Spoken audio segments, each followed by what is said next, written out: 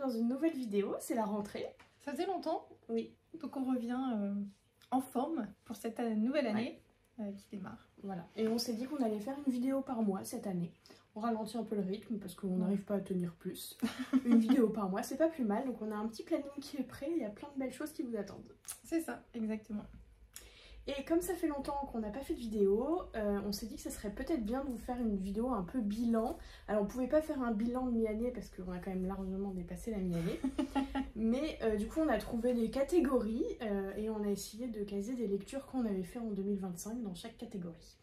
Voilà, des catégories classiques et puis d'autres beaucoup moins classiques. Voilà. Normalement vous aurez un panel de plein de choses. C'est ça. Et ben let's go, c'est parti. Le livre qui nous a fait le plus rougir. On commence fort. Deux ambiances pas si différentes que ça. Ah oui. J'ai pas lu Fantasma moi. Mais D'or et d'oreiller, moi j'ai sélectionné de Flore Vesco. Parce que quand même, il y a une lecture très sensuelle de ce livre. Et j'avoue que du coup je trouvais qu'il rentrait parfaitement dans la catégorie. On vous en a déjà parlé il me semble sur cette chaîne, donc je vais pas m'étendre sur ce livre là, mais encore une fois, plume incroyable, réécriture de contes de la princesse au petit pois, c'est un bijou. Et ce qui est très drôle, c'est que du coup il fait rougir parce que rien n'est explicite. C'est ça, c'est exactement ça. Je me suis posé la question, lequel était le plus explicite ou autre, et en fait non, c'est pas ça qui me fait rougir. C'est le second sens où tu t'y attends pas, elle est en pleine chasse et tu te dis c'est très sensuel tout ça. Bref, voilà. Et alors moi du coup c'est plutôt le contraire. Fantasma de Kaylee Smith, j'en ai jamais parlé, c'est chez Actictasy, c'est une dark romantasy. Effectivement l'univers est un peu dark, mais honnêtement je veux dire, si ça c'est dark romantasy, il y a beaucoup d'autres livres qui peuvent être en dark romantasy. Cependant c'est vrai que le Love Interest est un peu particulier puisque c'est un spectre. Bon, il n'est pas transparent et on passe pas sa main à travers pour des raisons évidentes qui nous font rougir. Elle s'appelle au moment où j'essaye de boire. Mais alors je m'attendais à ce qu'il soit un peu smutty, mais j'avoue que il était un peu trop smutty. Peut-être les deux dernières scènes qui n'étaient pas très utiles. Et il y a... Ouais, non, bon, bref. Je n'irai pas plus loin. Elle rougit encore. Rien qu'en y repense. Ah mais oui, il y a les deux premières scènes de smut. Je vous laisse découvrir. Peut-être très rapidement, vu que j'en ai jamais parlé, on est dans un manoir de l'enfer avec des épreuves et du coup une héroïne qui va essayer de sauver sa sœur. La deuxième catégorie, changement d'ambiance, le livre qui nous a fait le plus pleurer. Il y aura une vignette. Moi c'est Powerful, voilà. Ouais. C'est la nouvelle dans l'univers de Powerless de Lauren Roberts. Si vous ne me suivez pas sur Instagram, peut-être vous ne l'avez pas vu passer, mais j'ai fait une chronique de toute la série qui a été une déception pour moi au final, mais cette nouvelle, une pépite. Un énorme coup de cœur. Voilà la version française. Moi c'est la version anglaise Fairyloot. Était aussi très belle. J'avais un petit fan art à l'intérieur, j'avoue que très appréciable. Ouais, c'est exactement ça. C'est exactement ça, tout à fait. Les personnages chouchous. Bref, je disais donc que extraordinaire, j'ai pleuré toutes les larmes de mon corps parce que forcément ça se passe en parallèle du tome 1 de Powerless, donc on sait comment ça se finit. Et malgré tout, ça nous déchire. Voilà, non, j'ai vraiment trouvé cette nouvelle parfaite, extraordinaire. La plume est incroyable, les personnages incroyables, voilà. Donc même si c'est dans une trilogie qui au final m'a déçue, surtout sur les tomes 2 et 3, celui-ci j'en garde un excellent souvenir. Et du coup, Constellation de l'homme étoilé, je parle rarement de BD. Mais là, je fais une petite exception parce que vraiment gros coup de cœur. L'homme étoilé, c'est un soignant qui fait des BD du coup sur ce qu'il vit au quotidien dans sa vie de soignant. Et ce tome-là, Constellation, parce qu'en fait c'est la constellation de personnes qu'il a pu rencontrer pendant qu'il faisait son métier d'aide-soignant. On rit, on pleure, il y a toutes les émotions dans cette BD. C'est hyper beau, c'est plein d'humanité. Enfin, j'ai eu un énorme coup de cœur pour cette BD-là. J'avais jamais lu cet auteur et pourtant on me l'avait vivement conseillé. Donc du coup, là j'ai prévu d'aller à la bibliothèque emprunter tous ces autres livres. C'est pour ça que je ne l'ai pas, parce que je l'avais emprunté à la bibliothèque. Mais sublime, c'est hyper beau. Et bon, par contre, il faut avoir un peu le cœur accroché, évidemment, parce qu'il y a des histoires très tristes, mais on pleure aussi de beauté. Enfin, sublime. Next, le livre qui nous a donné envie de le balancer à l'autre bout de la pièce.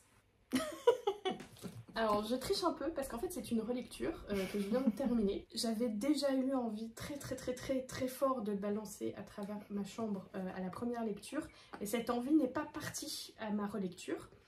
Donc je pense qu'il obtient la palme. C'était d'autant plus frustrant que je savais que la raison qui me donnait envie de le balancer allait arriver. Et que du coup j'en ai vu tous les signes avant-coureurs que j'avais pas du tout vu à la première lecture. Bref, Sarajima c'est très doué pour écrire et pour tourner les choses de façon à nous...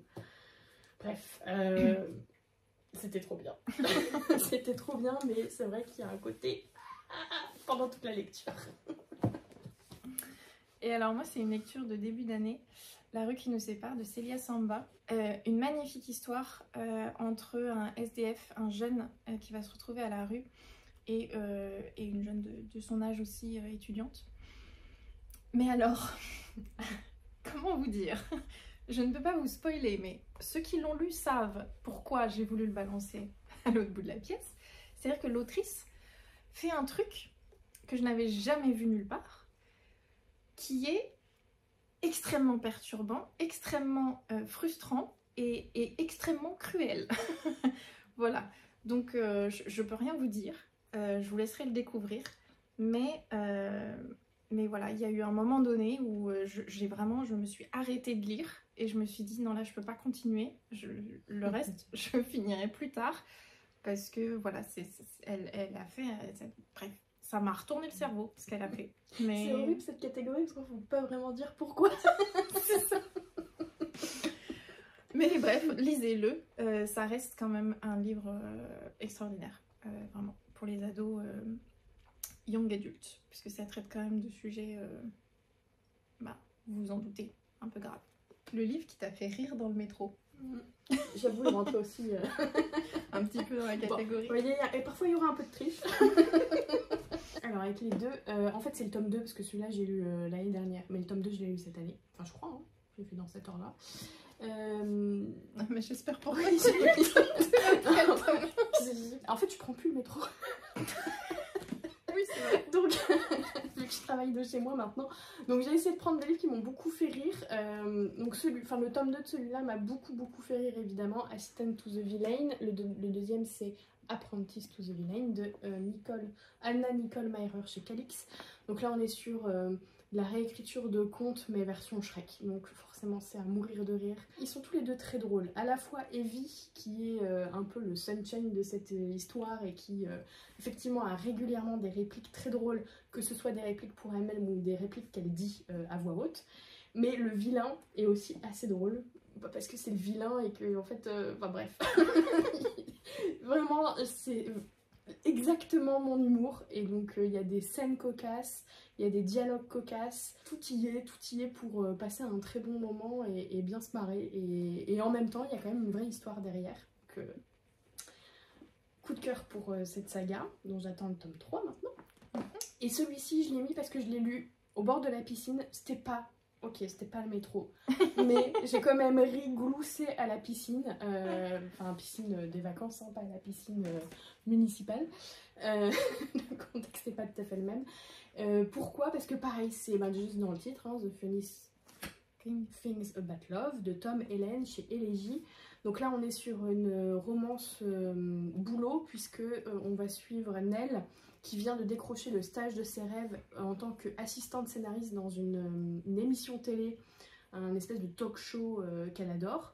Donc c'est vraiment l'accomplissement de ses rêves, et débarque à son travail, comment il s'appelle, Charlie, qui en fait est arrivé parce que son père c'est le patron, et donc compliqué quoi.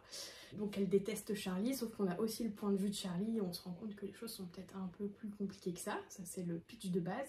Et ben du coup comme on est dans une émission de télé drôle, dans un talk show et qu'ils écrivent des sketchs, déjà on a les sketchs, donc il y en a qui sont effectivement assez drôles, d'autres je pense que c'est l'humour anglais qui n'a pas traversé mon esprit. Je n'ai pas compris en quoi c'était drôle, mais ça c'est autre chose.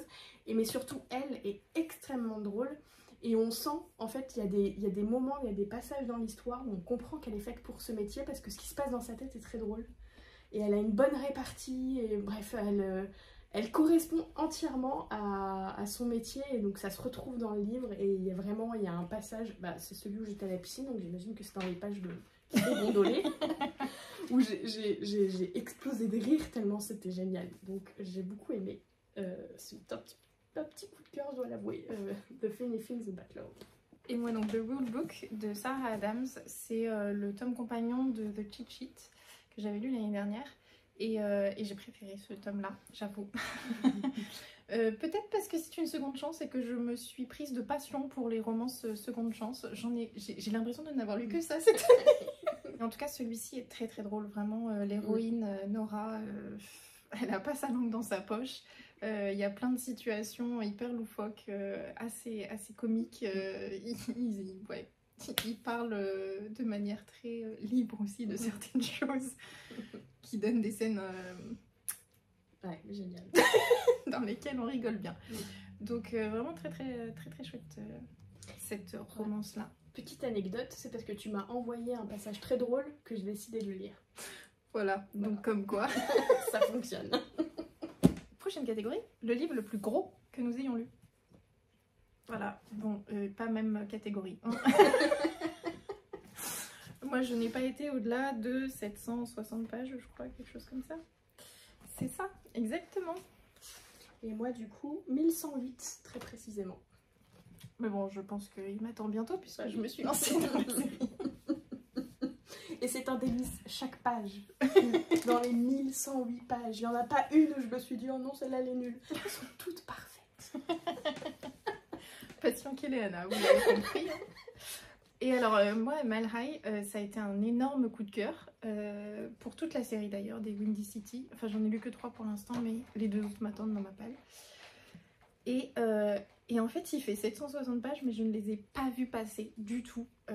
J'étais tellement accro, vraiment, je l'ai lu hyper vite. Et ouais, gros coup de cœur, quoi. Alors que... C'est une romance quoi. Oui, puis il payait pas de mine, mais vraiment, ouais, il y a un truc en fait. Je pense que au-delà de l'histoire de la narration, je trouve qu'elle pose vraiment un contexte. Windy City, c'est parfait comme titre de série parce que vraiment, on est plongé à Chicago, il y a plein de personnages secondaires qu'on découvre au fur et à mesure, il y a une fun family qui se fait, etc. Et au-delà de ça, en fait, dans ce premier tome, il y a une thématique, moi, qui m'a profondément touchée au niveau de la relation au corps, tout simplement. Voilà, donc énorme coup de cœur. Next, du coup, la plus grosse surprise. Moi, j'en ai 2. J'en ai 2 parce que, alors, j'ai Le silence est à nous de Colline Pierret, qui est un roman en vers libre. Qui a été mes pépites, vraiment quand je le lisais dès le début en fait c'était un énorme coup de cœur. J'ai tout de suite accroché à la plume de Colline Pierret, à sa vision aussi de l'introversion qui m'a énormément parlé. Et bref, j'ai trouvé ce roman absolument fabuleux, tout était très bien abordé. Voilà, on est sur des thématiques hyper fortes, adolescentes, très actuelles. Il y a tellement de choses que je pourrais vous en faire une liste énorme, mais voilà, inclusivité, féminisme, tout ce que vous voulez, tout y est, et incroyable. Et le deuxième, je l'ai mis là aussi parce que je ne m'attendais absolument pas à autant l'aimer. Je suis pas vraiment sûre de l'acheter, de le lire à la base. Mais quand même, c'était le livre qui avait inspiré Divine Rivalité. Donc, bah, si, j'étais quand même tentée. Et en fait, j'ai énorme coup de cœur aussi pour ce livre, romance historique avec une touche de magie, fantasy, parce qu'il y a une histoire de dieu mythologique derrière. Bref, c'est pépite. Et vraiment une plume incroyable, une douceur et je sais pas, quelque chose qui se dégage dans la romance, dans le côté historique aussi, qui est fort, mais à la fois doux. Enfin, bref, lisez-le. Et de mon côté, La mélancolie des sauterelles de Lily-Belle de Cholet. Alors, en fait, j'ai pas tellement apprécié son premier livre qui s'appelait Les voyages forment la jeunesse, si je me trompe pas. Enfin, j'avais pas aimé. C'était bien écrit, c'était intelligent, enfin voilà, mais il y avait quelque chose dans l'ambiance, moi, qui m'a un peu dérangée, et donc voilà, j'avais pas accroché plus que ça. Du coup, j'avais mis un peu l'autrice dans une case à voir. Il se trouve que cette année est sortie La mélancolie des sauterelles, qui est le genre de roman que j'aime beaucoup parce qu'il y a un côté un peu mystérieux, avec, puisqu'on suit Arthur qui a 14 ans, enfin il a 14 ans, et après on le suit quand il a, je sais plus, 20 ans, c'est ça, 20 ans. Et on comprend qu'il s'est passé quelque chose quand il avait 14 ans dans la maison où il habitait avec ses voisins, les Claroux, qui avaient des enfants de son âge et un peu plus jeunes. On comprend qu'il s'est passé quelque chose cet été-là, de très grave, et le Arthur de 20 ans est toujours traumatisé par ce qui s'est passé. Il revient dans cette maison pour essayer d'exorciser un peu ses démons, on va dire. Et en fait, c'est une histoire de résilience, et du coup, il y a vraiment cette espèce de mystère de quel est le drame qui a eu lieu cet été-là. Donc on a des flashs sur le passé, on alterne présent-passé. Donc moi c'est vraiment un mélange de narration de tout ce que j'aime. Donc il y avait potentiellement de quoi me plaire, et puis je trouvais la couve juste trop belle aussi, tout simplement. Donc j'ai tenté, et effectivement c'était génial, mais en fait plus que génial, c'était vraiment un très gros coup de cœur. Je l'ai lu en une journée, j'ai fini en pleurs le livre. C'est hyper beau, ce qui est dit, enfin tout est merveilleux, c'est très bien écrit. Enfin, ça a été voilà, surprise inattendue du coup c'était en plein milieu de l'été, donc de l'été. En plus je l'ai lu, il faisait très chaud, il se trouve que c'est un peu l'ambiance qu'il y a dans le livre, donc j'étais immergée. Enfin, tout à fait que ça a fonctionné, et du coup je sais que je vais lire aussi Le Bleu des souvenirs, qui est le tome entre les voyages et celui-ci, que Lily-Belle de Cholet a écrit et publié, donc très curieuse de découvrir le reste des publications et la suite de Lily-Belle de Cholet. Alors, le livre qui nous a fait le plus sortir de notre zone de confort. Alors moi, comme vous le voyez, je sors pas beaucoup de ma zone de confort quand même, hein, parce que ça reste de la romance. Mais disons qu'Ali Hazelwood me fait quand même un peu sortir de ce que j'apprécie, de ce que j'aime. Il y a le troisième aussi que je n'ai pas parce que je l'ai prêté, mais que j'aurais pu mettre là aussi, Deep End. C'est vraiment son trio là, où elle s'attaque à des tropes. Jamais j'y serais allée si c'était pas Ali Hazelwood. Parce que dans Deep End, elle parle de sexualité kinky, donc BDSM, ce genre-là. Ici, elle le présente comme une sorte de livre érotique, un peu. Et ici, on est sur un age gap, donc une différence d'âge entre les personnages de 15 ans. Alors, quand même, rien d'illégal. Elle a 23, il en a 38. Et ils se sont rencontrés quand elle en avait 20. Voilà. Mais, quand même, elle me sort complètement de ma zone de confort. Et ben, figurez-vous que j'ai tout apprécié. Voilà, j'ai lu les trois. J'ai beaucoup aimé les trois. C'est pas des coups de cœur, mais ce sont de très bonnes lectures, malgré tout. Et de mon côté, la duologie L'Empire des monstres de Orlan Grey. En fait, j'ai fait un pas de côté par rapport à ce que j'aime d'habitude, à ce que je lis d'habitude, mais en me disant, je pense que c'est le pas de côté qui me manque, puisque Orlan Grey est une autrice française que j'avais découvert avec La Tour des Immortels, dont j'avais beaucoup aimé la plume, mais qui reste de la romantasy, fantasy, ambiance égyptienne tout à fait classique, quoique quand on y pense, elle allait doucement vers le dark avec Ramsès. Et celui-ci, on est très clairement sur de la dark romantasy. Là, pour le coup, c'est de la vraie dark romantasy. Que ce soit dans l'univers, le love interest, les relations entre les personnages, il y a un côté dark, mais jamais aucune limite morale n'est passée. Enfin, on est dans de la fantasy, hein. Donc l'esclavagisme, tout ça, c'est pas tout à fait, comment dire, perçu de la même façon dans un monde de fantasy que dans un monde contemporain, évidemment. Mais il ne touche pas aux enfants. Mais il ne touche pas aux enfants. C'est la règle. Disons qu'il y a des à ne pas frontières, dépasser pour Claire. des frontières un peu différentes, sans pour autant non plus romantiser quoi que ce soit, hein, bien évidemment. L'esclavage n'est pas très bien vu dans le livre malgré tout, mais voilà, dans un roman contemporain, j'accepterais pas qu'il y ait de l'esclavage. Dans de la fantaisie, évidemment que les frontières sont pas tout à fait les mêmes. Mais surtout, c'est le love interest qui est très intéressant, qui s'appelle Alexander, qui a des petits problèmes, on va dire, qui font que c'est pas tout à fait le book boyfriend habituel, quoi. il est sur un fil très tendu et il a tendance à basculer très souvent de l'autre côté. Mais vraiment, j'insiste, c'est pas de la dark romance, dans le sens où on romantise pas quelque chose qui n'est pas sain. Voilà, qui n'est pas sain. Au contraire, au final, c'est une belle histoire d'amour, compliquée, je vous l'accorde, mais c'est voilà, une histoire d'amour que j'ai beaucoup aimé lire. Mais c'est clair que je vous invite à lire les trigger warnings si vous avez tendance à avoir parfois des difficultés sur certains thèmes, parce que les thèmes qui sont abordés quand même dans la saga sont un peu violents, on va pas se le cacher. Voilà, il se trouve que moi, je n'ai pas une sensibilité particulière et je suis capable de lire des sujets très durs sans que ça me touche, donc voilà, j'ai pas été... Enfin, évidemment, si ça m'a un peu quand même perturbée.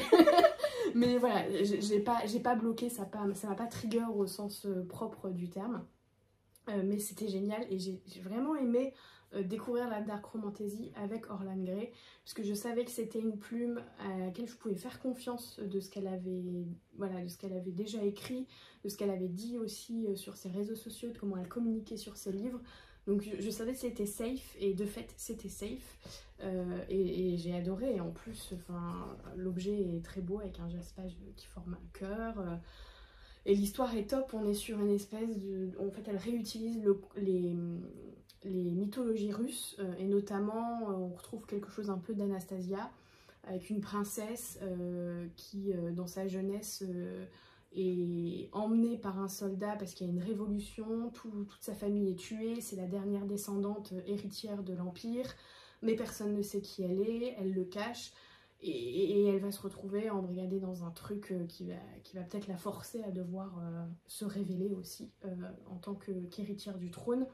Et voilà, elle va rencontrer le fameux Alexander qui est l'empereur de l'Empire d'à côté. Alexander, faut le rencontrer. Et alors, je précise qu'elle termine sa duologie en faisant quelque chose que toutes les autrices ont certainement rêvé de faire avec leurs méchants, mais que elle s'est permis de faire parce que c'était de la dark romantasy et qu'elle avait le droit de le faire. Et c'était hyper satisfaisant. Voilà. Merci à Orlan Grey d'avoir écrit cette scène, c'était très plaisant. Enfin, pas pour tout le monde. Next, la couve qu'on trouve la plus moche. Voilà, c'est un webtoon. C'est vrai que les webtoons... Ah, les webtoons, il y a de tout, hein. Il y a vraiment de tout, mais alors celle-ci, elle gagne le pompon, je pense. My Ex-Husband's Mad Dog. Déjà le titre. Rien que le titre. En plus, ça ne va pas parce qu'elle a jamais été mariée, donc c'est pas My Ex-Husband, c'est My Ex-Fiancé, mais c'est pas grave. C'est un détail. Voilà, bon, je ne pensais pas apprécier ce webtoon, et finalement, pour l'instant, j'attends de voir. Alors, depuis, j'ai eu des échos disant que ça tournait mal, mais on verra. Et de mon côté, oui, ce vert-là, pas possible. Pas possible. En plus, le tome 1 était orange. Bon, au final, quand même, je tiens à dire qu'une fois qu'ils sont les uns à côté des autres, enfin, au fur et à mesure où la collection se complète, je me dis, c'est pas si laid que ça. Peut-être que je me suis habituée. Peut-être que mon œil a été un peu brûlé par ce vert. Je ne sais pas. Mais j'ai fini par me dire c'est pas trop mal. Mais franchement, lisez cette saga. Donc le premier tome c'est Spark of the Everflame, ça c'est le tome 2.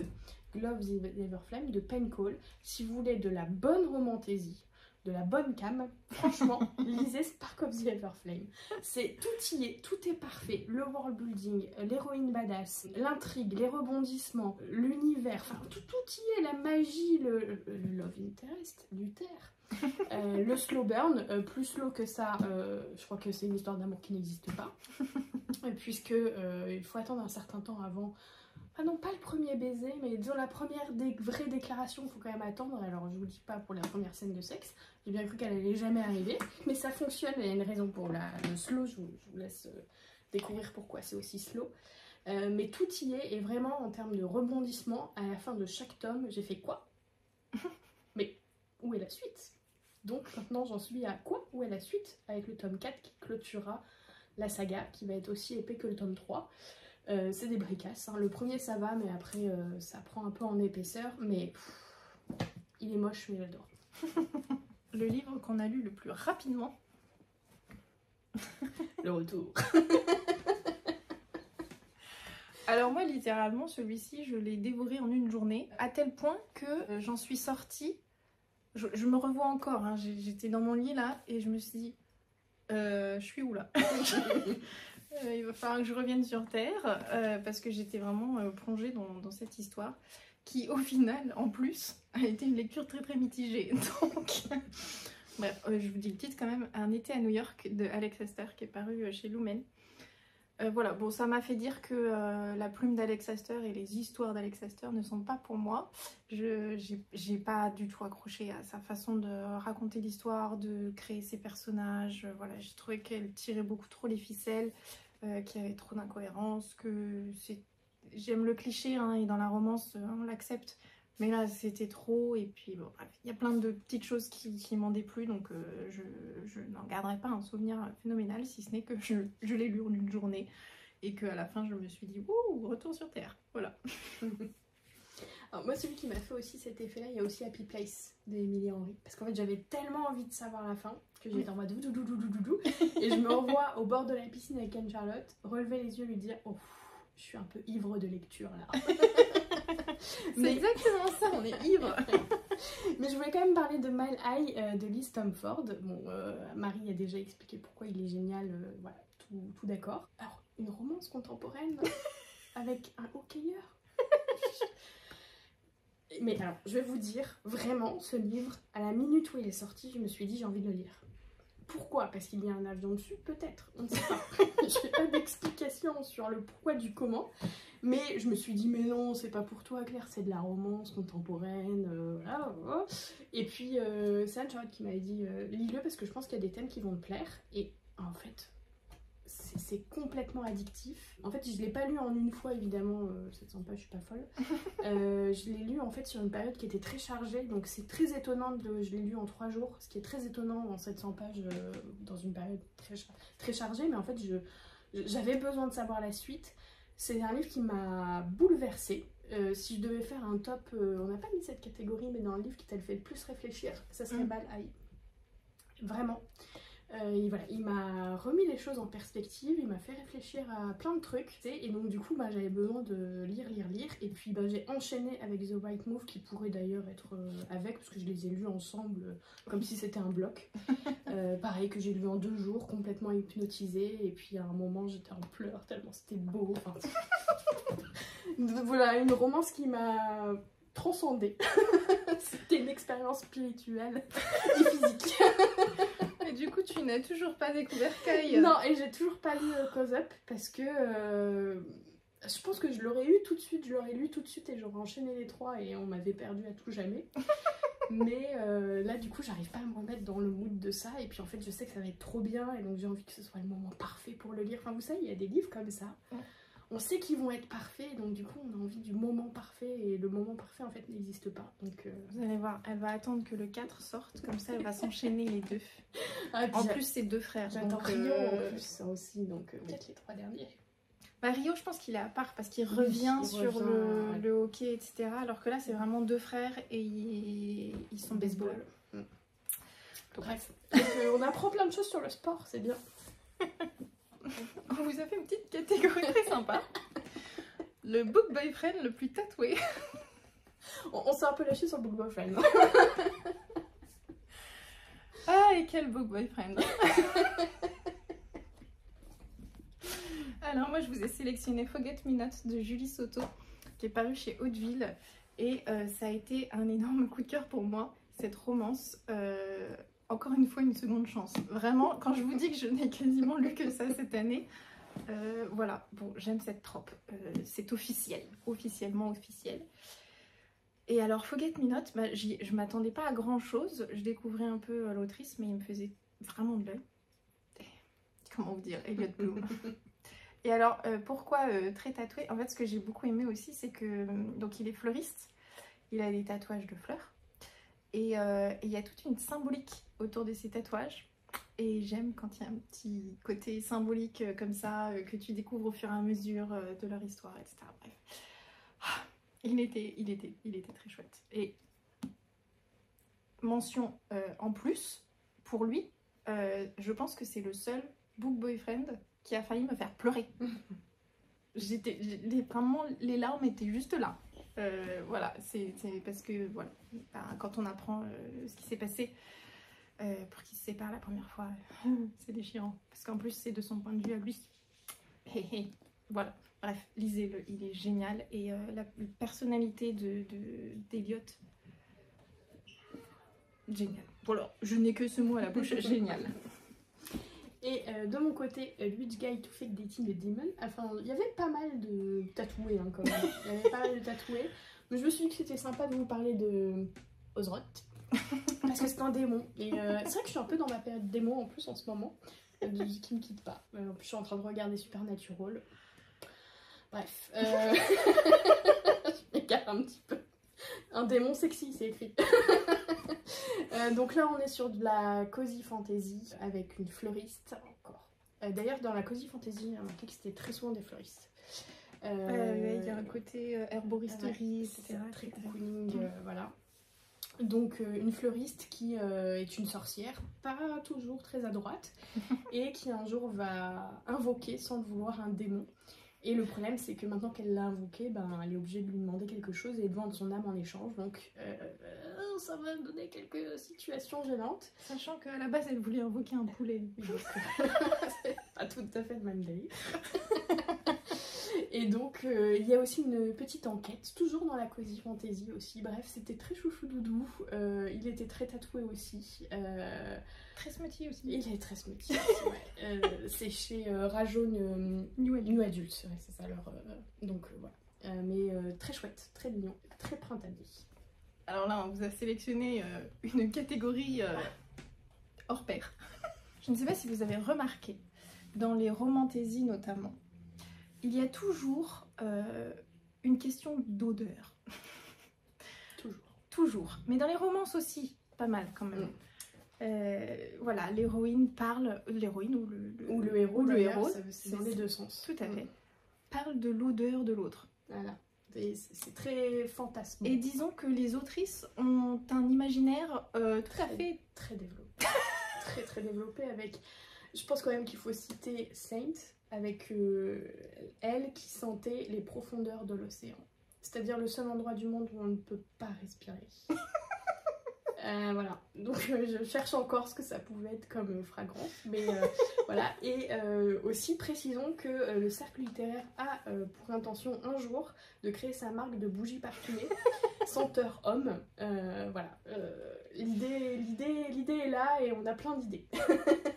Il y en a beaucoup. On a beaucoup. Mais d'ailleurs ça existe déjà, nous. Oui, c'est vrai, il y en a déjà quelques-unes.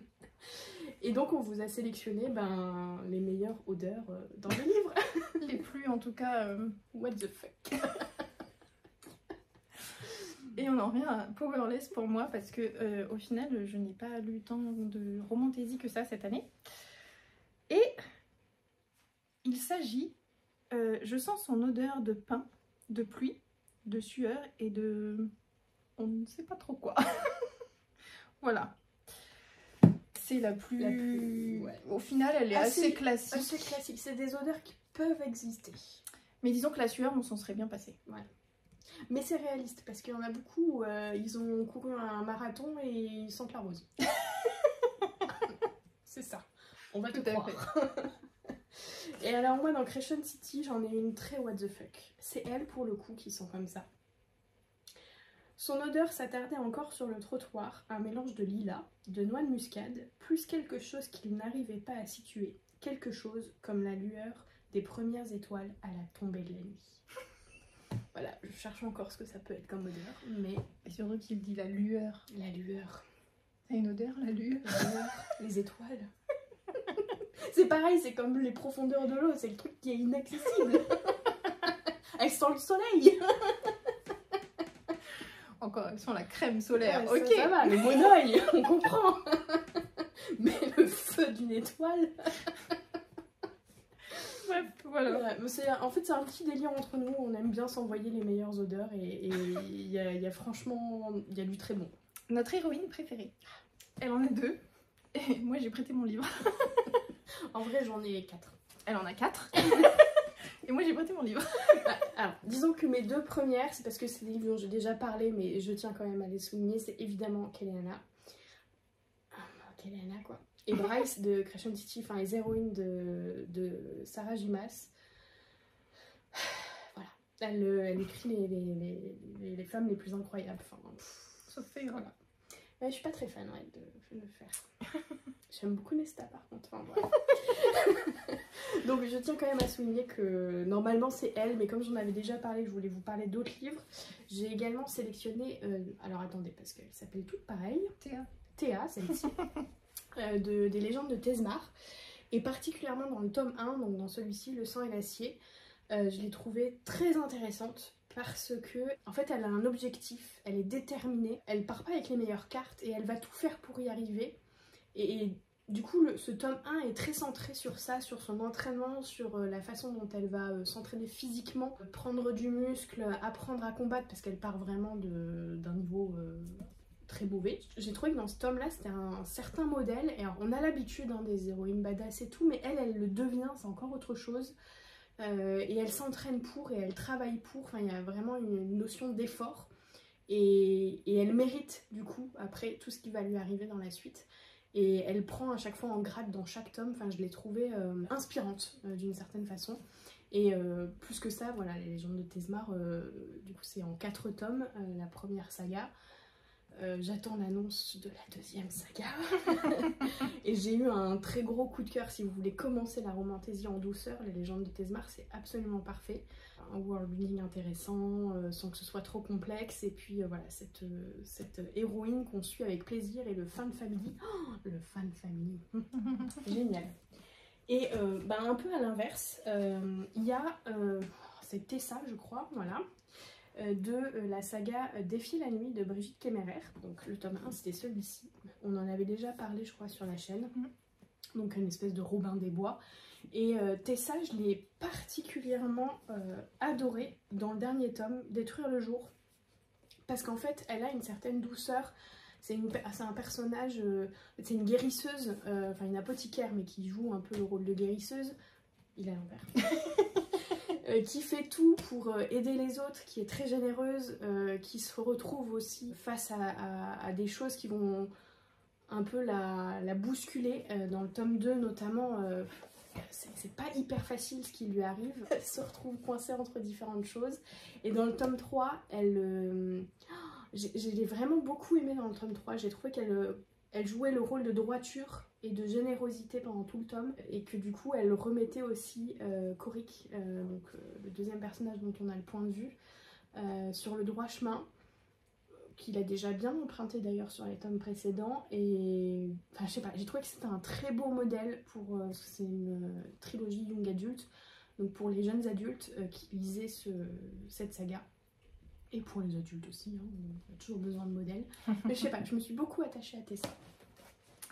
Et moi, il s'agit de Lucie, une héroïne de romance. Donc, pas du tout guerrière, pas du tout comme les héroïnes que Claire vous a présentées. Mais en fait, elle m'a énormément touchée. Et je pense que je me suis énormément identifiée à elle, parce que c'est vraiment la pure romantique par excellence.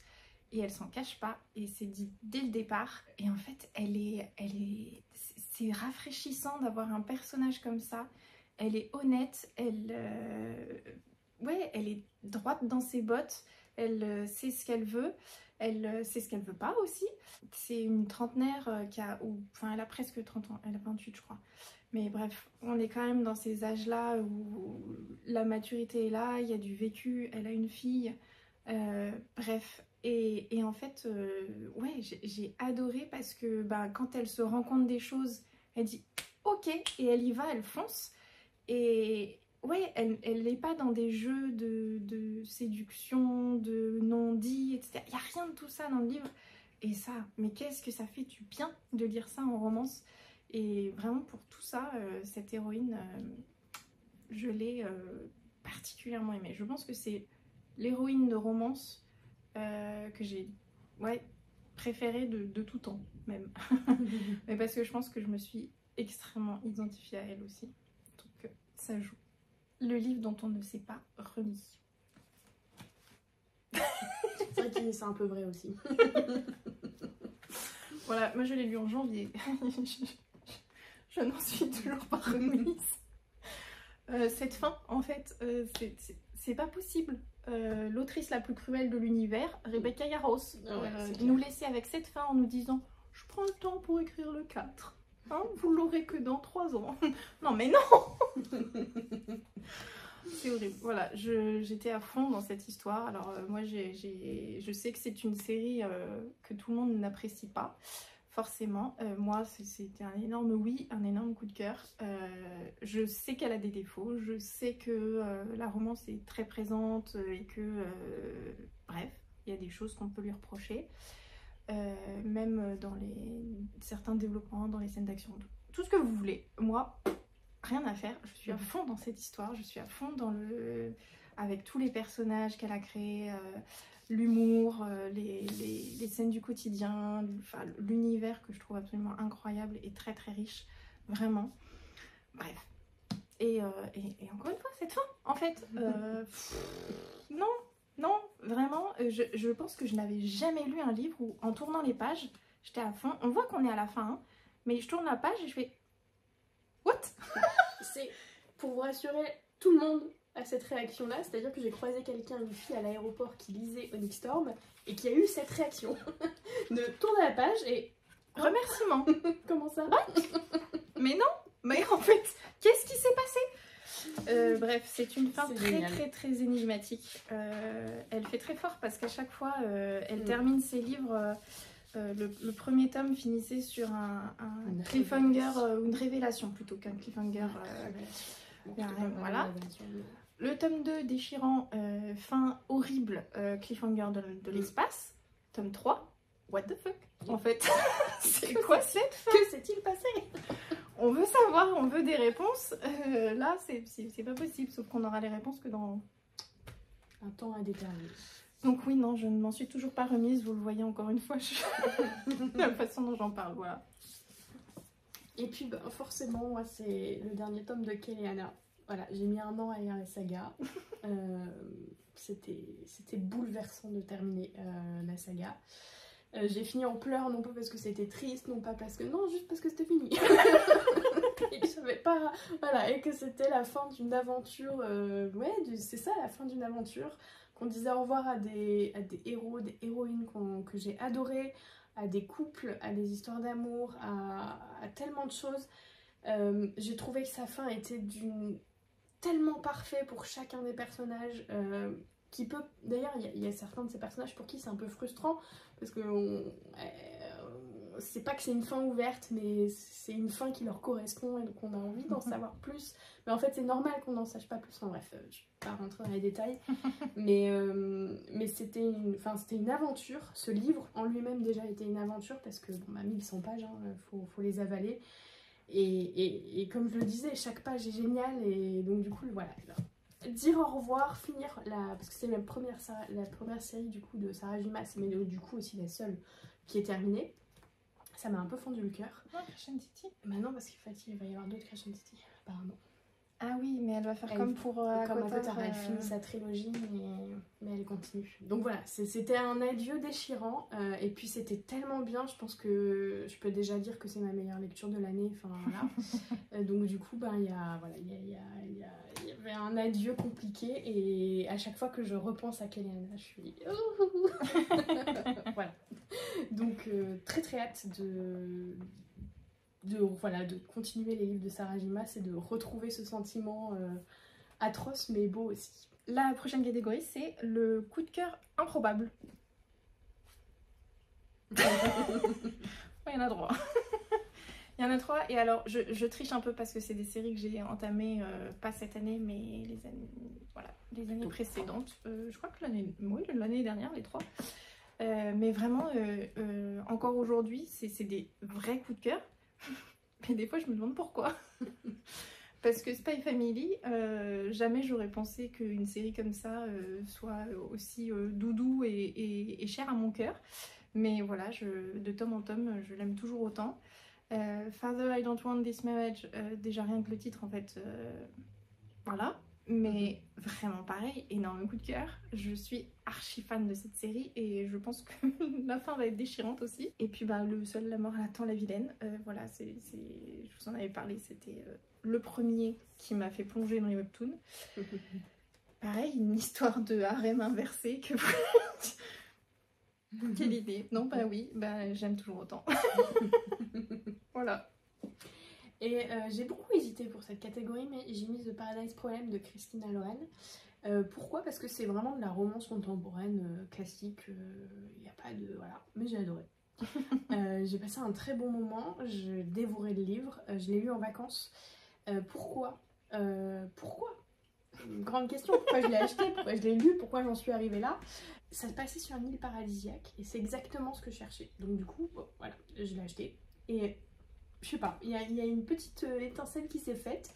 Alors que quand j'y repense maintenant, c'était pas incroyable, mais sur le coup, j'ai passé vraiment un très bon moment. Donc là, la troupe, c'est un fake dating, fake mariage. Enfin, écoute, non, en fait, ils sont... Mariage de convenience. Non, ils sont vraiment mariés, mais elle pense qu'ils sont... En fait, ça commence de 3 ans plus tôt. Lui quitte l'appartement, en fait, ils ont été colocataires pendant 2 ans, pendant leurs études, sans jamais vraiment se fréquenter, et ils se sont mariés parce que c'est plus pratique pour avoir un logement là où ils étaient. Donc mariage de convenience. Voilà. Elle a signé les papiers qu'elle pensait être les papiers du divorce. Sauf qu'en fait, c'était pas tout à fait des papiers du divorce. Ils sont toujours mariés 2 ans plus tard. Et donc du coup, il va la voir pour lui demander de jouer sa fausse épouse, mais sa vraie épouse, pour le mariage de sa sœur qui a lieu sur une île paradisiaque à côté de Bali. Et l'autre trope qu'il y a, c'est qu'elle est pauvre et lui est très très très riche, puisque c'est l'héritier un des héritiers d'une chaîne de supermarchés aux États-Unis. Donc il y a aussi cette trope là qui vient bousculer un peu tout ça. Bref, donc il y a des sujets hyper intéressants hein, quand même. J'ai beaucoup aimé d'ailleurs ce côté riche-pauvre qui met un peu le bazar sur la fin du livre. Et puis bon, tout le côté fake dating, parce qu'en fait c'est du fake dating dans le fond, évidemment très mignon et très sexy. J'ai trouvé l'équilibre avec le smut et tout le reste très bien. S'il n'y a pas trop de smut, ça m'a pas perturbée. Enfin bref, tout était bien, mais j'ai vraiment passé un très bon moment, alors que bah, voilà, c'est juste une romance contemporaine un peu classique quoi. Et enfin, on termine sur de la fantaisie, puisque là, on a choisi les world building les plus incroyables qu'on ait pu lire. Une ambiance un peu gothique, oui, c'est ça, un peu dark, un peu... Celui-là, c'est pas dark, non, dark, pas vraiment ça dark, reste... on vous en a déjà parlé de cette duologie, Le Roi Berger, avec ce tome 2 de Couronne Corrompue, puisque j'avais lu le tome 1 l'année dernière. Et ben vraiment, l'univers est assez incroyable, hyper original, avec cette magie des cartes, avec ce Roi Berger, ces légendes, enfin bref, la brume aussi, tout ça. Et dans ce tome 2, qui est incroyable et qui finit très très bien la duologie, voilà, c'est pour moi qui n'est pas finalement, il faudrait que je m'y mette, mais lu tant de fantasy que ça cette année, et ben vraiment celui-ci, le world building était incroyable. Et Gods and Monsters, je crois que j'en ai déjà parlé. Évidemment, le world building, incroyable. On a des histoires de mondes parallèles, enfin, pas de mondes parallèles, mais de mondes entre les uns connectés qu'on va ouvrir, on va ouvrir des passages, enfin, c'est assez incroyable. Plein de créatures, des créatures qu'on n'a pas l'habitude de voir aussi. D'ailleurs, elle, c'est un monstre. C'est un peu l'originalité de ce livre, c'est que lui, c'est le dieu et elle, c'est le monstre. Et c'est incroyable, et à chaque tome, enfin du coup, il n'y en a que 2 pour l'instant, mais... Enfin, du coup, le tome 2 était... Enfin, on pensait que tout était déjà incroyable, et en fait, non, le tome 2 va au-delà et repositionne les cartes complètement différemment, et j'ai adoré. Et voilà, il ouvrait en plus quelque chose d'assez intéressant. C'est un énorme coup de cœur aussi, cette saga. Ça fait partie de ces très grosses sagas où les livres sont des vrais pavés. Il aurait pu se retrouver à pas grand chose près dans le plus gros livre que j'ai lu cette année, parce que le tome 2 il y a encore plus de pages. Je sais pas, c'est des romans qui prennent le temps de bien poser les éléments. C'est très bien écrit. C'est une très grosse force, c'est que même si l'univers est très complexe, on comprend tout. On n'est pas perdu, elle nous guide doucement dans son univers. Au début, il faut digérer quand même hein, son world building, mais après ça, je me suis jamais sentie perdue, et ça, c'est très bien. Enfin bref, très original, c'est très dark aussi, du coup, vous en doutez. Mais ça vaut le coup si vous aimez les gros univers de romantaisie, les mondes parallèles, les monstres, vous êtes au bon endroit. Et voilà, en 1 heure, un petit peu moins. On a réussi à faire le tour de nos 15 catégories. Ouais. Ben, n'hésitez pas à nous dire, comme toujours, si vous en avez lu. Dans chacune des catégories, c'est quoi votre petite sélection? C'est ça. N'hésitez pas à reprendre ces petites catégories parfois un peu fun. Quelle est votre meilleure odeur? L'odeur la plus folle. Dites-nous tout. Sortez-nous tout. Et puis, ben, on se retrouve dans un mois. Voilà, pour une nouvelle vidéo. Et on vous souhaite des lectures pétillantes. Et de jolies rencontres d'encre et de papier. À bientôt. Salut!